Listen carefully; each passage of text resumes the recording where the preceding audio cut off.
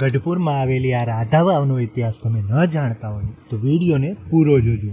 આ વાવ શ્રીજી મહારાજે લાડુબાની વિનંતીથી બનાવી હતી. લાડુબા શ્રી રાધાજીનો અવતાર હતા, તેથી આ વાવનું નામ રાધા વાવ પડ્યું.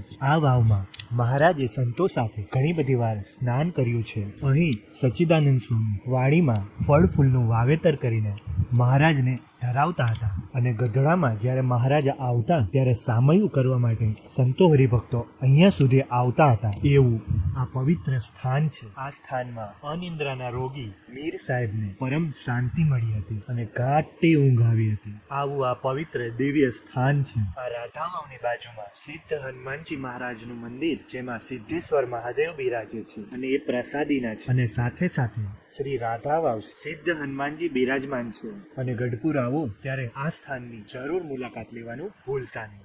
અને આવા વિડીયો જોવા માટે ચેનલને સબસ્ક્રાઇબ કરજો, વિડીયોને લાઇક કરજો અને ઇન્સ્ટાગ્રામ અને ફેસબુકમાં જોતા હોય તો ફોલો કરવાનું ભૂલતા નહીં. જય સ્વામિનારાયણ.